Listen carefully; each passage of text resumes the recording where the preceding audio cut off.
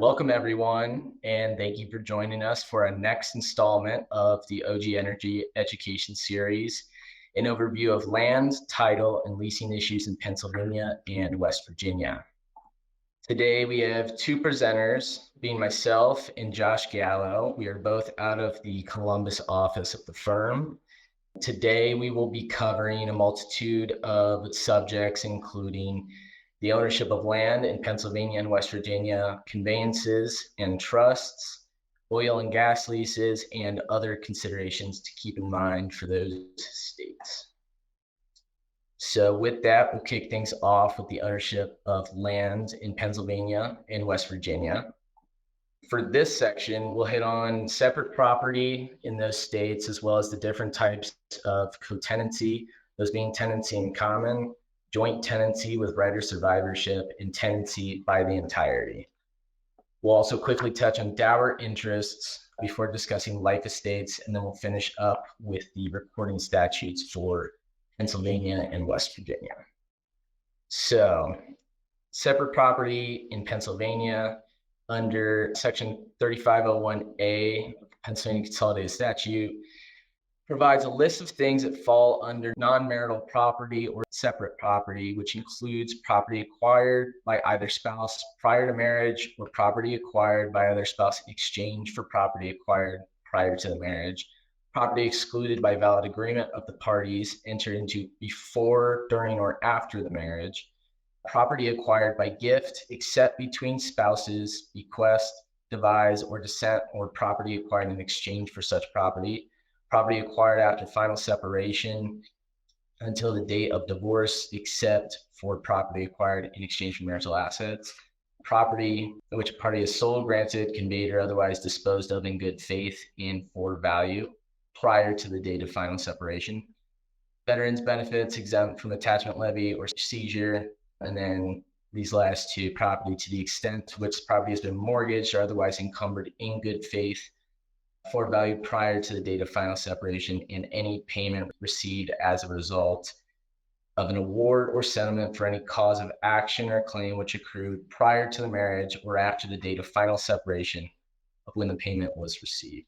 Something to note here is that there's a presumption in Pennsylvania that all real or personal property acquired during the marriage is presumed to be marital property, whether the title is held individually or together. There, the presumption will only be overcome by showing one of the enumerated factors above.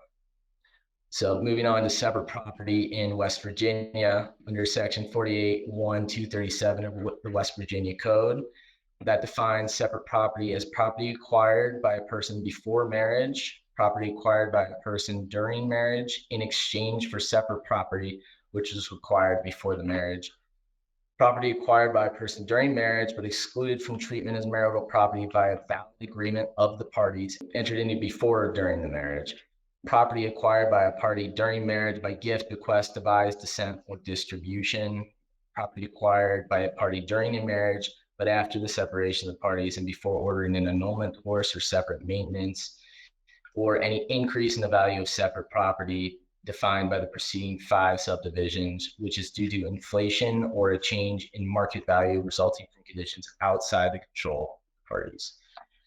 We are now moving on to the types of recognized co-tenancies in Pennsylvania and West Virginia.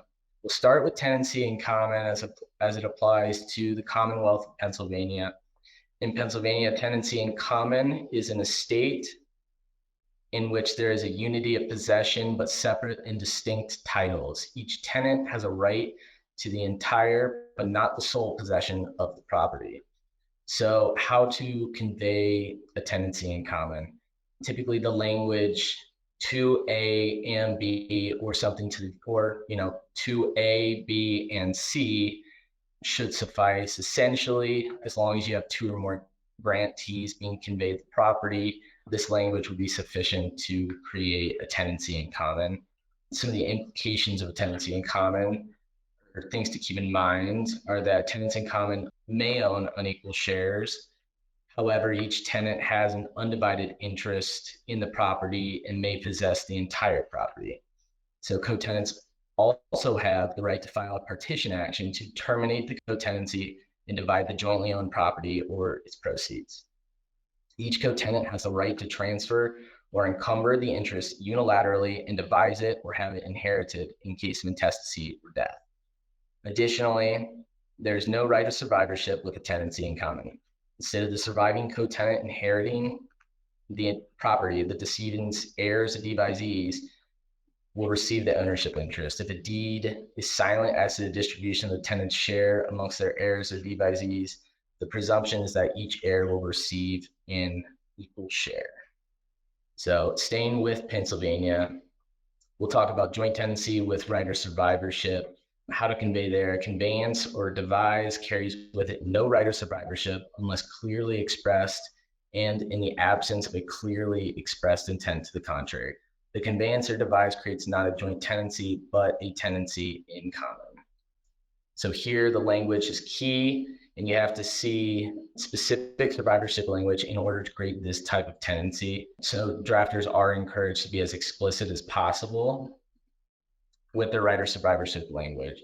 So just as a quick example, the language to A and B for their joint lives, remainder to the survivor of them, or something substantially similar, that would be sufficient to create a joint tenancy with right of survivorship. And finally, a joint tenancy must contain the foreign unities of time, title, interest, and possession. What does that mean? When conveying a joint tenancy, the interest of each joint tenant must be created at the same moment in time. All joint tenants must acquire title by the same instrument or title. All joint tenants must possess equal fractional undivided interests in the property, and their interest must last the same amount of time, and all joint tenants must have the right to possess the entire parcel. So some of the implications of a joint tenancy with right of survivorship: each joint tenant owns an undivided share of the entire estate, so each tenant may possess the entire property. The key attribute of this type of tenancy is the right of survivorship. When a joint tenant dies, their property interest is immediately transferred to the remaining joint tenants in equal shares. And finally, a joint tenancy can be unilaterally severed.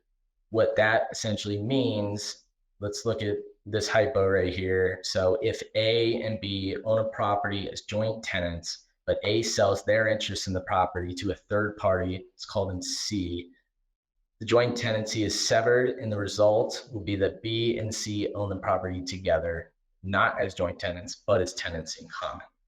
Moving on, we're now moving on to the tenancy by the entirety for Pennsylvania. So the definition of this type of co-tenancy, it's one that only applies to married couples. The idea being that the married couple is one person or unit for purposes of property conveyances. So in Pennsylvania, there is a presumption for a tenancy by the entireties when conveying to a married couple. So any conveyance to a married couple without intention otherwise will convey a tenancy by the entireties. That being said, it's still encouraged to be explicit in drafting your deeds when trying to create any type of specific tenancy. So again, this is a form of property ownership unique to married couples. The tenancy by the entireties can be severed by joint conveyance, express or implied agreement, or divorce. However, since property held in an entirety's estate is held by each spouse in the whole, neither spouse can unilaterally sever the estate. By extension, such property is generally protected from execution by creditors of one of the spouses. Tenancy by the entirety in Pennsylvania includes a right of survivorship, and as discussed earlier, there is a presumption under Pennsylvania law that property held by husband and wife is a tenancy by the entireties, and this presumption can only be overcome by clear and convincing evidence that the intent of the parties was not to hold the property by the entireties. Now we'll move on to the recognized types of co-tenancy in West Virginia. We'll start with tenancy in common as it applies to the state of West Virginia. Here's a somewhat wordy description of what a tenancy in common in West Virginia constitutes, which I'm not going to recite for you, but you're welcome to read. As we'll see, tenancies in common in West Virginia are very similar in their creation and effect. That's what we saw earlier with Pennsylvania. Moving on to joint tenancy with right of survivorship for West Virginia. In West Virginia, the common law joint tenancy required the four unities of time, title, interest, and possession, which we discussed earlier. However, looking at West Virginia Code 36-119, we can see that the right of survivorship has actually since been abrogated in the state of West Virginia. That code section states the following: when any joint tenant or tenant by the entireties of an interest in real or personal property, whether such interest be a present interest or by way of reversion or remainder or other future interest, shall die, his share shall descend or be disposed of as if he had been a tenant in common. Now, there is a caveat to this, which is outlined in the subsequent code section 36. That provides that the right of survivorship is preserved when it manifestly appears from the tenor of the instrument that it is intended that the part of the one dying should then belong to the others. So, like we saw with Pennsylvania, the typical survivorship language of for their joint lives, remainder to the survivor of them, or something similar will still create a right of survivorship in joint tenants. So some of the implications for a joint tenancy with right of survivorship in West Virginia, unless there's a deed which contains language making a clear intention to convey a right of survivorship, the tenancy that is created will be a tenancy in common. Again, with the right of survivorship, when a joint tenant dies, their interest is immediately transferred to the remaining joint tenants in equal shares, and the joint tenancy can be unilaterally severed by one of the joint tenants, as we saw earlier. Okay. Moving on to tenancy by the entirety for West Virginia. In West Virginia, under common law, where the conveyance is made jointly to a husband and wife, this creates a tenancy by the entirety. Now, how to convey, unless there's language to the contrary, the presumption is that a conveyance to a husband and wife creates a tenancy by the entirety. And again, here you can see that section 36-119 of the West Virginia Code also applies to tenancies by the entirety. And so the exception contained in 36-120A would also apply. And again, this is only available to legally married couples. It includes a right of survivorship only if there's a clear intention to convey that. And so otherwise, it's simply just a tenancy in common. Now, moving on to dower interest, we'll quickly hit this just because Ohio still retains the concept of dower, so it's worth mentioning just to note the distinctions. But essentially, dower in Pennsylvania is not recognized anymore. They did recognize it up until 1985, but it's since been repealed. When it comes to West Virginia, again, dower is not recognized in West Virginia anymore. It was abolished by section 43-1, the West Virginia Code. So again, like I said, dower isn't something to worry about in Pennsylvania or West Virginia anymore, but it's still worth mentioning because some states, like Ohio, do still recognize it. And so that creates some issues to look out for in those jurisdictions. So we'll move on to live estates and remaindermen, starting here with Pennsylvania. So a life estate, what is it? It's the right to occupy and use a property for the term of someone's life. So if A conveys the property to B, but reserves the right to occupy the property for the remainder of A's life, A would have a life estate in the property and B has a remainder interest in the property, and that would make B the remainderman. Essentially, once A dies, B would then become the fee simple owner of the property. Pretty straightforward. As a general rule, a life tenant, shifting more to leasing oil and gas, a life tenant cannot produce oil and gas without the joinder of the remainderman. If they did so, independent production would, by the life tenant, would constitute waste in Pennsylvania. Now, this discussion would typically lead into a discussion of the open mines doctrine, but I'm going to hold off on that just because Josh is going to cover that pretty extensively in his portion of the presentation. Moving to, what a remainderman is. Once the life estate owner dies and their life estate interest terminates, the remainder interest vests, and the remainderman becomes the fee simple owner of your subject land. The remainder is a future interest in real estate that is transferred to the transferee, also called the remainder. So some important things to remember when it comes to leasing are that you need to lease both the life tenant and the remainderman to ensure. It's also important to remember that when it comes to the division of proceeds, best practice is always to obtain a written agreement or payment directive from the life tenant and the remainderman regarding all payments, including bonus and royalties, due under the lease, just to cover yourself. Now, moving on to life estate and remainderman for West Virginia. Like Pennsylvania, a life tenant has the right to full enjoyment and use of the land and of its profits during the continuation of the life estate. Once a property in fee simple, once again, the remainderman is the individual that obtains ownership of the property in fee simple once the life tenant dies. Again, same principles apply, so it's important to lease both the life tenant and the remainderman to ensure about lease. And again, just like in Pennsylvania, best practice would be to obtain a written agreement or payment directive from both of those parties to direct exactly how payments should be made.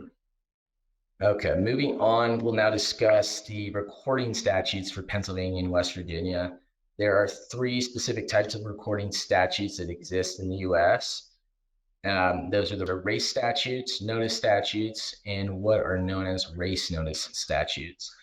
Generally, a race statute, the priority interest is the interest that is recorded first in time. Under a notice statute, a later purchaser of an interest has priority if the later purchaser is a bona fide purchaser without constructive, actual, or inquiry notice of any other claim against the property. And in a race notice jurisdiction, a later purchaser of an interest has priority if the later purchaser is a bona fide purchaser without constructive, actual, or inquiry notice and records the interest first in time. When it comes to Pennsylvania, Pennsylvania is a race notice jurisdiction. On the screen, you'll see Pennsylvania's actual recording statute. I'm not going to read the entire thing, but the highlighted portions throughout that are kind of the operative important sections, which make Pennsylvania a race notice jurisdiction. Essentially, so continuing with Pennsylvania, essentially a race notice jurisdiction means that a subsequent purchaser for value has priority if they're a bona fide purchaser and record their interest before the earlier purchaser. And a bona fide purchaser, what that is it's a subsequent purchaser for value who is without notice of an earlier conflicting interest. This is applicable in all instruments, including deeds and leases, except for mortgages. In the case of a mortgage, where that's at issue, the same rules and requirements that would apply in a race jurisdiction that would apply for mortgages. And that's set out in the mortgage recording statute, section 622. So just a quick example to better understand why this all matters. We'll go through just a quick hypo for a race notice recording statute. If A conveys the property to B, then later A conveys the same property to C. In a race notice jurisdiction, C will prevail if B is without notice of the A to B conveyance, C gives value for the property, and C records their deed before B records theirs. That first requirement, C will prevail if C is without notice of the A to B conveyance, C gives value, and C records their deed before B records theirs. So in this scenario, C would be the record owner of the property at issue. Now moving on to West Virginia's recording statute. When it comes to West Virginia, there is some disagreement as to which type of recording statute applies in that state. However, if we look at West Virginia's recording statute here, it states that every such contract, every deed conveying in such estate or term, and every deed of gift or deed of trust or memorandum of trust pursuant to section 38(1)(2) of this code, or mortgage conveying real estate shall be void as to creditors and subsequent purchasers for valuable consideration without notice until and except from the time that it is duly admitted to record in the county wherein the property embraced in such contract, deed of trust, or memorandum of deed, trust or mortgage may be.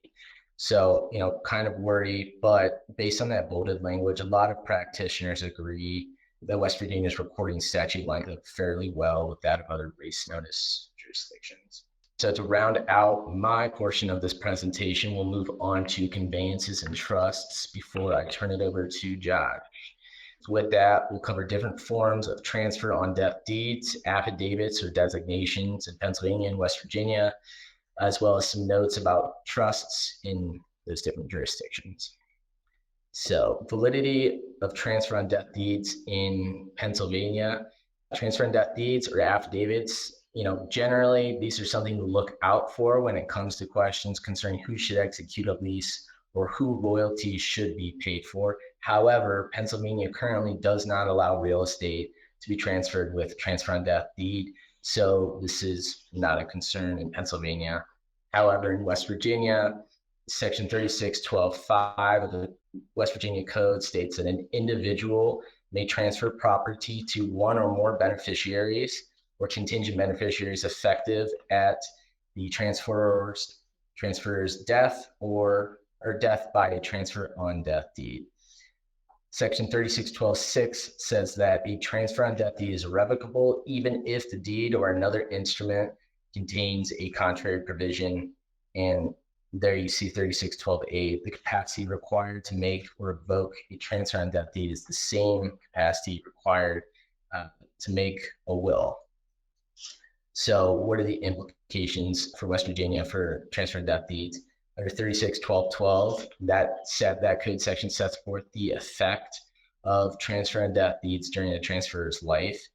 So during the transferor's life, a transfer on death deed does not affect an interest or right of the transferor or any other owner, including the right to transfer or become to the property, affect an interest of right or of a transferee, even if the transferee has actual constructive notice of the deed, affect an interest or right of a secured or unsecured creditor or future creditor of the transfer, even if the creditor has actual or constructive notice of the deed, affect the transferor's or designated beneficiary's eligibility for any form of public assistance, create a legal or equitable interest in favor of the designated beneficiary, or subject the property to claims or process of a creditor of the designated beneficiary.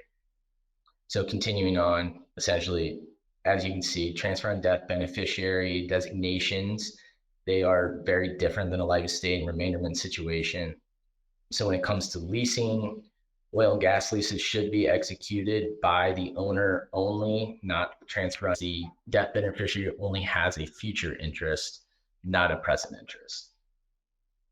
So finishing up my portion here, we'll pivot to trusts. I'm going to hit some quick notes about property acquired by a trust in Pennsylvania and West Virginia. When conducting any kind of an examination, the following materials are needed to verify that a trust lawfully exists and is acting within its designated powers. So you'll need to see documents establishing the trust, documents designating the trustees, and documents identifying the powers and duties of the trustees.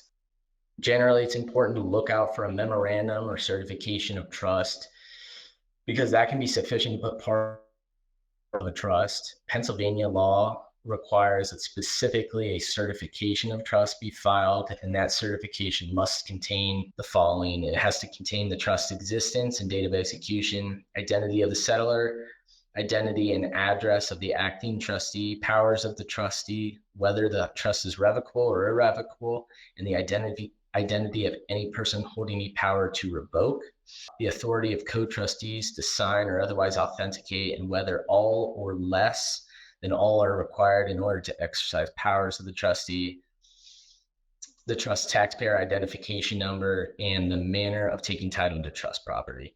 And something important to note here, the certification does not need to contain the dispositive provisions of the trust instrument. It just needs to contain the information that is listed out above. And now finally with West Virginia requires a memorandum of trust. So just a little different in the name there, but a lot of the same requirements. West Virginia Code 3614A requires that a memorandum of trust be executed by the currently acting trustee or the settlor of the trust if they're living. And it has to contain at least the following information: the existence and date of the trust, the names and mailing addresses of the settlor and currently acting trustee, and the circumstances in which they will assume trust powers, whether the trust is revocable or irrevocable, and rate and recitation of the trust powers specified in the trust relative to the acquisition, sale, disposition, or encumbering of real property by the trustee, and any restrictions upon those powers. And that was absolutely awesome. Great job on his portion of the presentation, but just want to introduce myself briefly. My name is Josh Gallo, and I am a senior attorney at Oliva Gibbs. I've been in the oil and gas industry since 2008. I started out as an independent landman doing leasing and title work. And then I worked for a larger firm for about 10 and a half years. And I did due diligence, title, division order title opinions. And now I am with Oliva Gibbs. So anyways, so I want to kind of look and try to be as practical as possible with some issues that I've seen throughout my years, things that I think operators tend to miss, or there's some maybe not a good understanding on what they need to do. So I want to try to clarify that. I will be getting into some case law and relevant statutes, but nothing. I'm going to try to be as practical as possible and keep you guys engaged here as much as I can. So the first thing I'm going to look at is, and I know when I started out doing leasing and stuff, was, should we take a new lease, or should, why shouldn't we take a lease? Well, if the land is held by production, then you should not take a lease, obviously. So I just wanted to kind of look at, determining if your land is held by production. This sounds like it's simple, but in a lot of cases, it's not as simple as you would think that it might be. So the first thing that you need to do to determine, if your land that you're looking at is held by production, you're going to want to review all the maps that are included. If you're looking at an abstract of the land, you want to know exactly where you're located. You may need to look even at Google Maps to just kind of see exactly, where you're at here. And once you figure that out, and you have a good understanding of kind of the shape of your land, where it is, where it's located, then you want to go, I call these, well spot maps. And so I've given you the links here for West Virginia and Pennsylvania, but basically these sites are maintained by the DEPs in each respective state. And when you go to them, what they will show you is, where the little red dots are, on the map, where the wells are. So, and that's extremely helpful. It'll tell you if you've had wells, whether they're still active or they're not active. And so that'll kind of give you an understanding, okay, first, are there wells on my land? But that's, you don't want to stop there. So kind of the next thing that you need to do is you need to know the history of your property, that it come out of, a 200-acre parent tract, or 5, different 20-acre parent tracts, or whatever. So you need to know what your land has been, its shape and its size historically, because you'll see as you get through your chain of title that there's going to be leases that cover a larger acreage than your land, but includes your land. So you need to be careful of those, because those larger acreage leases, if there's a well on a part of that larger acreage lease that wasn't on your subject land, but your land was included in that lease, then you would still be held by production, unless there is a PU clause or a retained acreage clause or a separate tracts clause. And I'll talk about that in a little bit. But so be on the lookout, for the larger acreage that includes your subject land. Is there a well on that larger acreage? Because there might be. And another thing to be really, really careful of, and we've seen this a lot, West Virginia, Pennsylvania, you can have large non-contiguous acre leases. And so what those are is, you might have a big coal operator in West Virginia or PA, and they lease, 2,000 acres in a lease. Well, it's usually not contiguous. It's all over the place. And the thing that you have to watch out for there is, you know, was there well drilled on any part of this lease? And in most cases, on these big leases, there has been. So then you need to, the general rule is you would be held by production pursuant to even non contiguous acreage. Now, the caveat is unless there's a pew clause in the lease, unless there's a separate tracts clause in the lease or a retained acreage clause in the lease. And again, I'll get into those in a little bit. But basically, kind of moving on to the next thing here. So let's say that you determined that there was a well. The one thing I forgot to mention too is you also need to look at, once you say, okay, there was a well on either my land or a larger tract that included my land, you need to see if the wells are still producing. And I've given the links on that prior slide. These are again through like the DEP sites where you can search for different wells and see what production they're reporting to the state DEPs. But keep in mind that they don't always. It's not mandatory that they report this in certain situations. So this isn't set in stone, but it's going to give you a good idea as to where you are. So moving on now, one thing is, if you determine that your lease, there's a well and we have production, but maybe the well is not showing a lot of production. It's small amounts of production over the last couple of years. So one thing I wanted to just point out is the definition of producing and paying quantities in both Pennsylvania and West Virginia. So in other words, the lease is going to be held by production if there's oil or gas being produced in paying quantities. So that definition of produced in paying quantities becomes very relevant. So in Pennsylvania, and it's pretty similar in both states, but I'll just give you some, I'm not going to read all of this either, but I'll kind of give you just a background of just to what you're looking for here. So this is from SLT Holdings LLC versus Mitchell Energy Inc., which was a Pennsylvania Supreme Court case in 2021, citing TW Phillips Gas and Oil Company versus Jedlicka, which was a 2012 PA Supreme Court case. But they say in Pennsylvania, if a well consistently pays a profit, however small, over operating expenses, it will be deemed to have produced in paying quantity. So it doesn't have to be a lot, just a profit, however small, over operating expenses. That's a pretty small threshold. So, be careful of that. But they kind of go on and they say, but, if a well has had marginal or sporadic production such that over time the well's profits do not exceed its operating expenses, then they want you to look at whether the operator, their good faith judgment in maintaining operation of the well. Is it reasonable that they're trying to hold this? So in other words, it's just this idea of, are they just holding this lease and producing almost nothing on it just to tie this property up? Because that's not what the courts want to see there. So moving on to West Virginia, they haven't precisely defined the term producing or production in paying quantities, but they've given us some building blocks or guiding principles. And again, it's similar to what we just saw in Pennsylvania. They say an oil and gas lease is intended to be mutually beneficial to both the lessor and the lessee.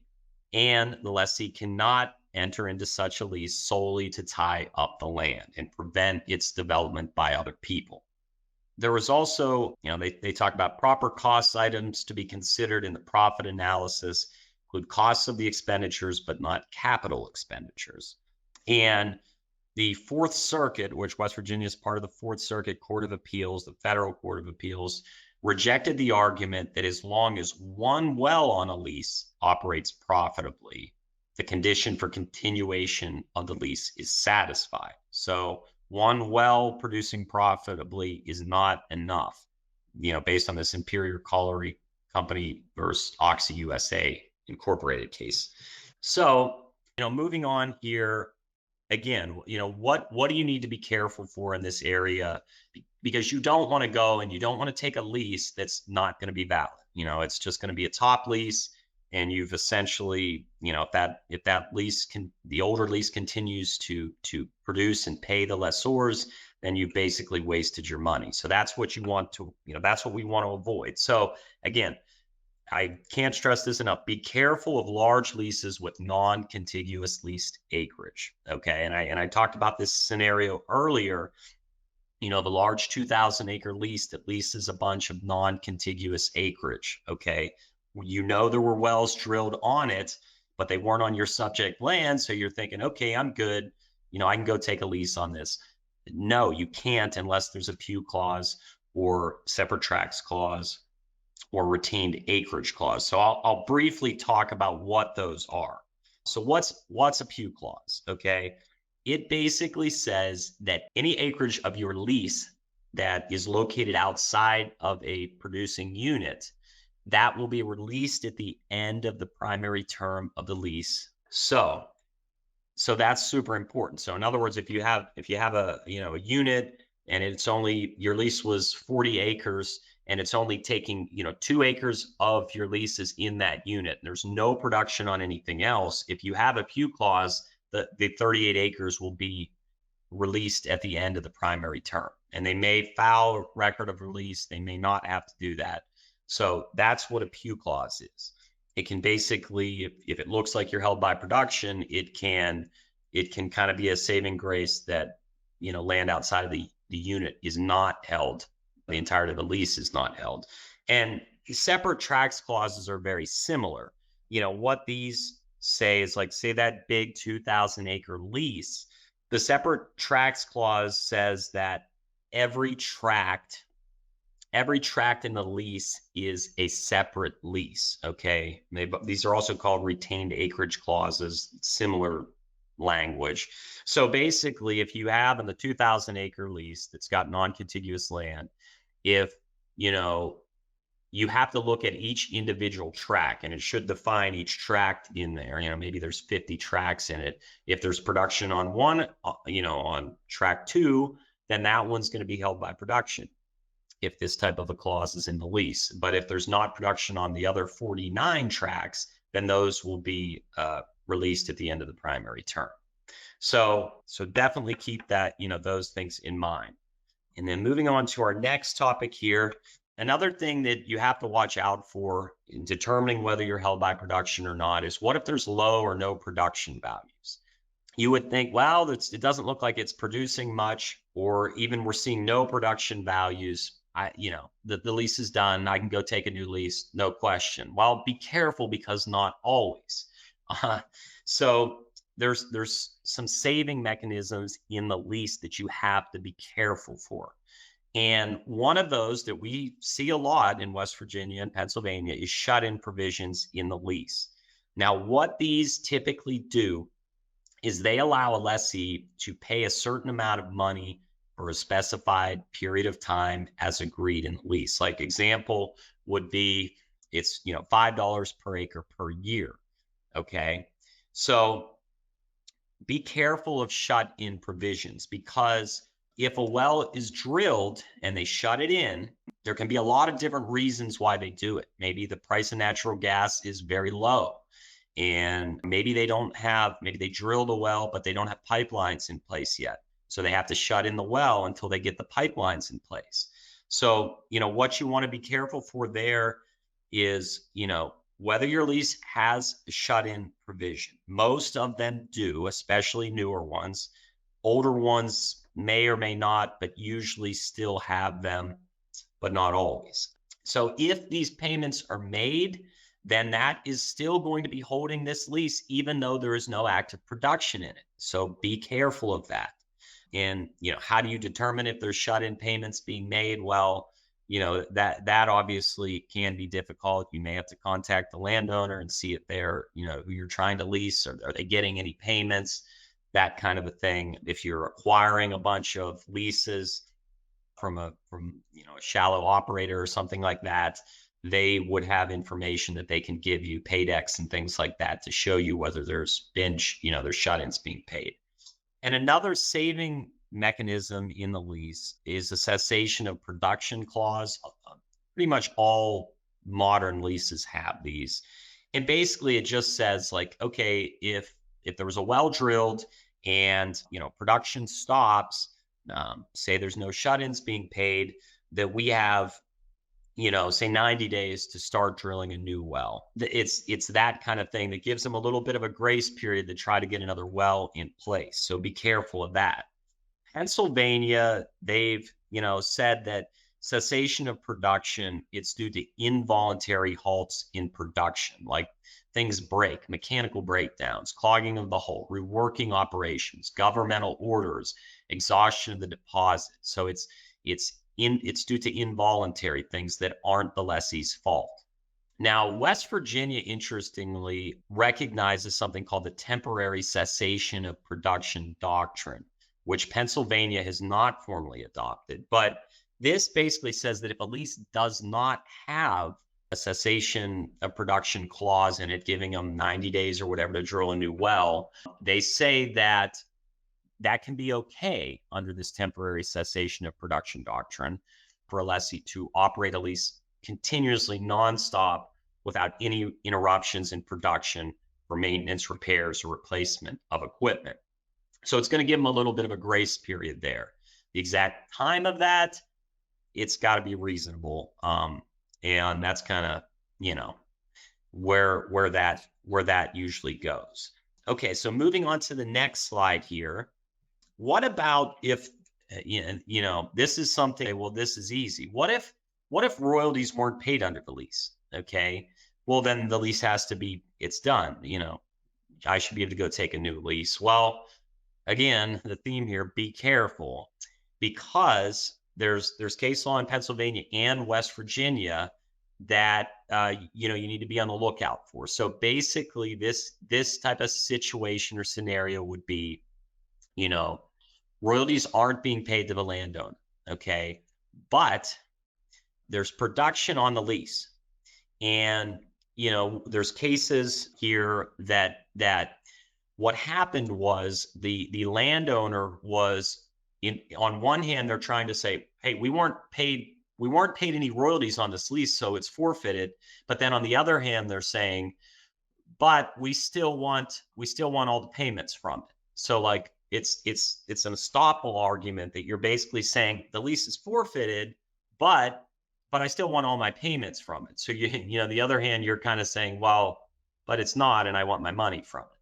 So the Pennsylvania cases, they state is an oft-stated maxim that the law abhors a forfeiture, and many leases will have provisions in them, saying that this lease will be construed, against forfeiture, things like that. And, that same case here, the McCulson versus Wagner case, says, a plaintiff cannot seek a forfeiture of a lease and at the same time demand the back payments in the lease. Okay. So you can't do that. And the next slide will show West Virginia, kind of a similar idea here. This Wellman versus Bobcat Oil and Gas Inc. case from the Fourth Circuit in 2013 says there is no breach of contract justifying rescission as long as the injured party elects to treat the contract as continuing by subsequently accepting payments. So if the landowner goes and takes payments, even though they weren't paid for 5 years, the lease is still valid. Okay. So, and the court in this Wellman versus Bobcat Oil case relied on the reasoning in Bethlehem Steel Company versus Shonk Land Company, which was a 1982 West Virginia Supreme Court of Appeals case. That case said, this West Virginia Supreme Court of Appeals case said, the right to forfeit must be clearly stipulated for in terms, or else it doesn't exist. It needs to be in the lease, basically. And it says every breach of a covenant or condition of the lease does not confer upon the injured party forfeiture. And it never does, they say, unless it says it does in the instrument. And, this turns to, on contract law.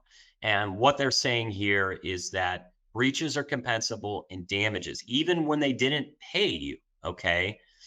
And if a forfeiture has not been stipulated for in the lease, it's presumed that the injured party intended to be content with such rights as is conferred by the ordinary, contractual remedies and damages remedies. So in other words, if you pay them back payments and you pay them damages because you didn't pay them, it's still going to be a valid lease. So, again, another thing to be careful there.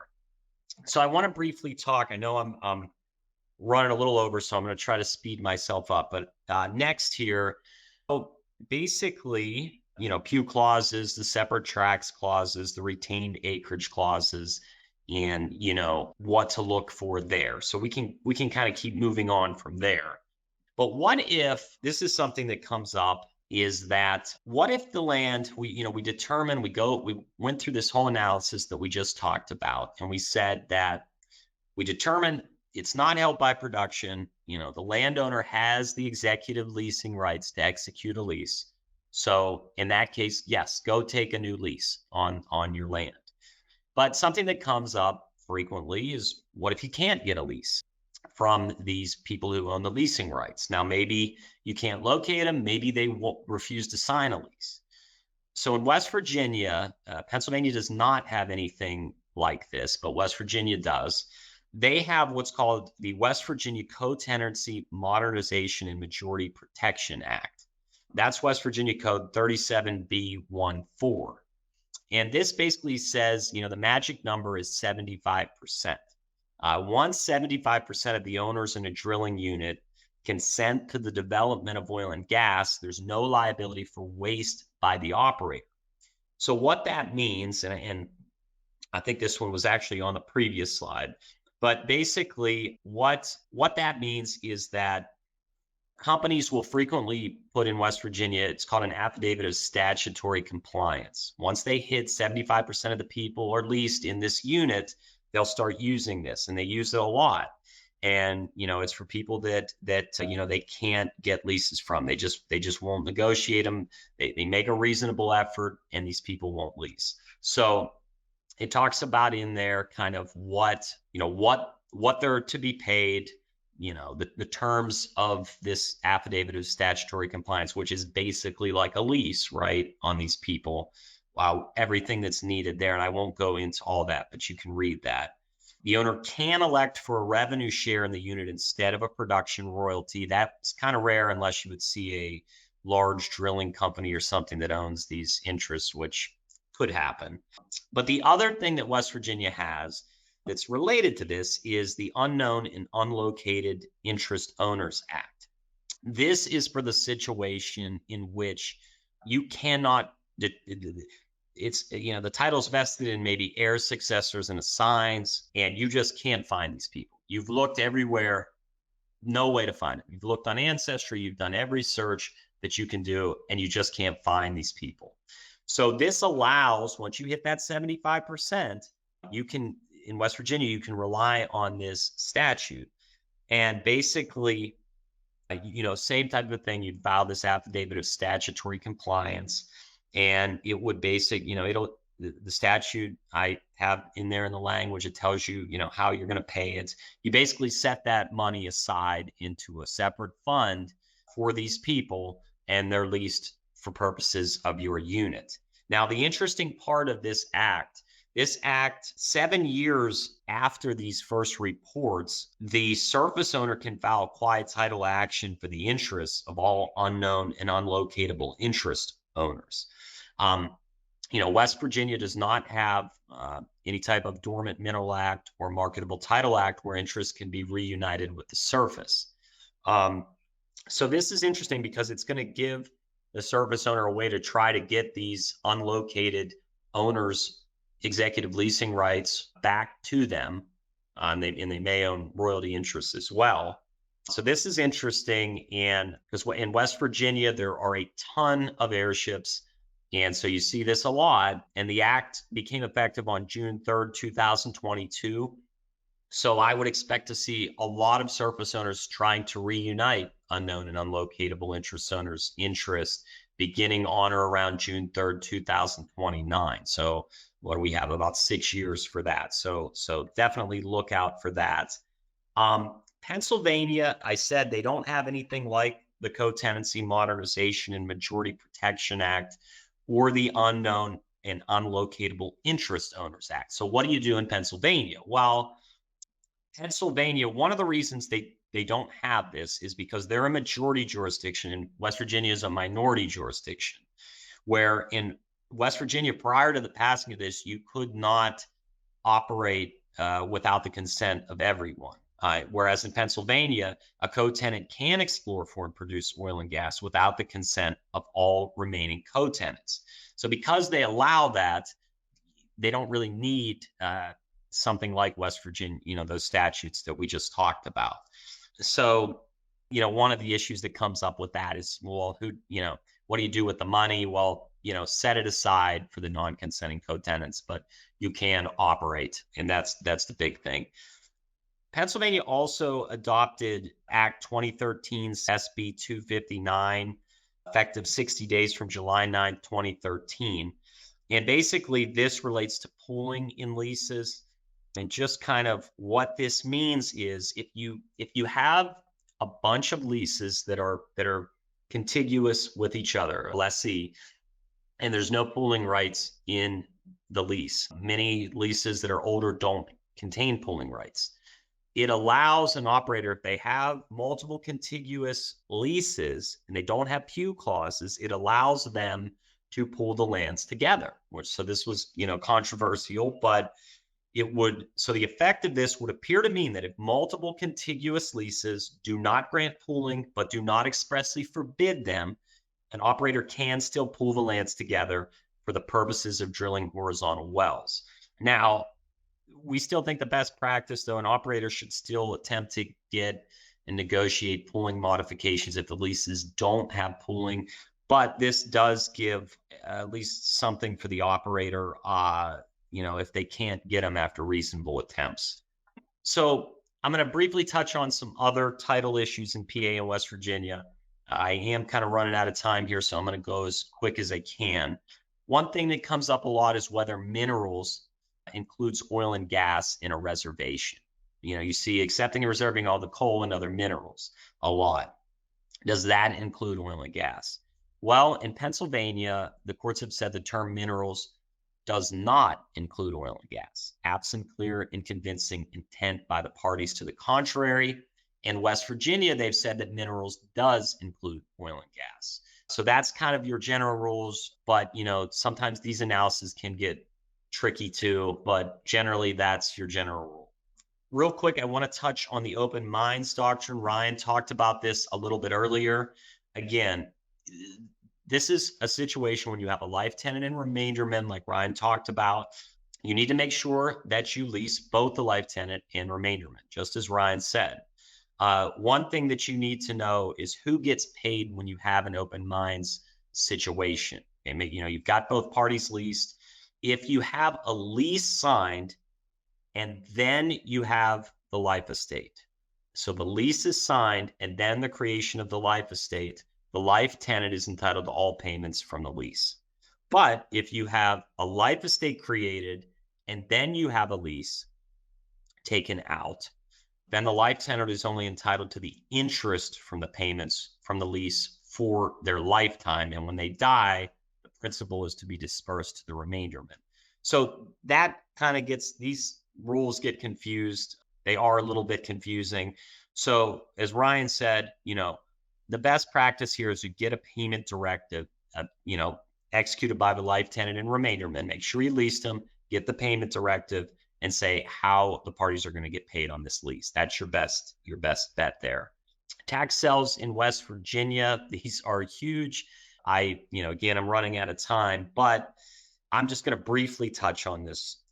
Land books are your friend in West Virginia. You need to know these. You need to know the historical assessments of your property. That's what's going to help you determine if you have a valid tax sale or you don't have a valid tax sale. So it's an added step in the analysis. It's going to tell you whether you have duplicate assessments, erroneous assessments. There's some common examples there, but I don't have time to hit those. So I do want to hit real quickly here an important case that Ryan actually was the first one that put out a case law update about this. That's picked up by MLBC in the Wildcatter magazine. It's been at 2 EMLF presentations. Very important case, and a lot of people are pretty surprised at the result. I'm not that surprised. I think it kind of makes sense based on the facts. and what we've seen in West Virginia tax sales. But really quickly, the facts of this case: Collinwood Appalachian Minerals 3 LLC versus Erlewine. You have a landowner who owns the surface, all the surface, but they only own, say, half the oil and gas. Okay. So half the oil and gas was never severed from the surface estate. But there's an assessment created. So you have your surface assessment on the land books, but you also have an assessment created for the unsevered portion of oil and gas that the landowner owns. So you have a surface assessment, then you have another assessment for one half oil and gas, even though it was never severed. So that's what people don't like, is that an assessment was created for an unsevered portion of oil and gas. But this kind of stuff happens all the time in West Virginia. Now, here, the landowner didn't pay taxes on either assessment. They did not pay taxes. And there is a subsequent tax sale of the separate assessment that was created for the unsevered portion of the oil and gas. And the West Virginia Supreme Court of Appeals said the tax sale was good. And their reasoning for that was, first of all, they said, they've noted that an assessor is not supposed to separately tax unsevered mineral interests. And this is the big one: the state can only require one payment of taxes under either assessment. They get one payment of taxes. But here, there wasn't any payment of taxes on either assessment. So the state didn't get their one payment. So even though the separate assessment was an error, that under West Virginia Code Section 11A363, an irregularity, error, mistake cannot invalidate a tax deed unless the legislator created a specific cause of action allowing it, which they have not yet. So that was the decision there. Real quick here on intestacy, I'll just note that I've set forth the current intestacy statutes in PA and West Virginia. But the big thing that you need to know is the intestate succession laws effective upon the decedent's date of death in your chain of title. Because these change throughout the years in both states, you need to know what the intestacy laws are throughout the years. And you can find those on Hein online. They're not always easy to find. You can also contact us, and we can help you out with that if you need those. But that's the key. You really do need to know that. And a lot of people we've seen that they just don't know those. It is difficult to find, admittingly, but that's the important thing. With affidavits of heirship, basically, we see these and there's a lot of errors in them a lot of the times. So general rules with affidavits of heirship, they're frequently used, especially in West Virginia, because there's a lack of estate records and they're trying to create a record of what happened with this property. One of the things that's really important, they have to be executed, signed, acknowledged, notarized by someone with firsthand knowledge of the decedent's death. So this means that a landman or a broker or whoever cannot just go on Ancestry and just start filling out 500 affidavits and place those of record and think that that's okay. That doesn't work. It has to be someone that has firsthand knowledge of the decedent's death, like a family member or somebody in their church or whatever. Just somebody with firsthand knowledge. So we've seen that mistake. And just make sure, I like to see these in table form. Give us all the details: the date of death, did they die testate or intestate, what was their marital status, okay, when they died, and was there an unprobated will? We see that a lot. Who were all their spouses? Did they get divorced? That kind of stuff. And the exact heirs as required by the intestate statute in effect on their date of death. That's the key. And be careful of unprobated wills. We see this a lot. And a lot of people will say, well, why don't you pass title? So what if there's an unprobated will? They didn't probate it. They died intestate, right? Well, we have to watch out, because if there's an unprobated will, somebody could subsequently take it and probate it. And if the will devises the property differently than if the person died intestate, that's a problem. Say the will devises everything to the church. That's a problem, and we won't pass title there. So be careful of unprobated wills. If there was one, get it and attach it to the affidavit, especially, if it devises the property in the same manner as if they died intestate. If it didn't, if it goes a different way through the unprobated will, you really do need to probate that will in the decedent's domiciliary jurisdiction, and then file an exemplified copy of it in the county you're working in. With wills in PA, I'm just not gonna, you can read the slides there. Unfortunately, I'm already running over, so I don't have time to hit these today. And I wanted to briefly tell you guys, program has been accredited for one core CPLTA credit. We've applied for one RL, RPL, and CPL recertification credit. MCLA credit in Ohio and NADOA have been applied for, as well as for PA and West Virginia. But we'll send a follow-up email next week with further credit information, so be on the lookout for that. And there's also a post-event survey that you need to fill out at the end, which you'll fill out any states that you're seeking certification in. So again, guys, thank you so much. And hopefully you learned some things today. And we definitely appreciate your time. And yeah, thank you so much. Our contact information is there at the end. So see you guys soon.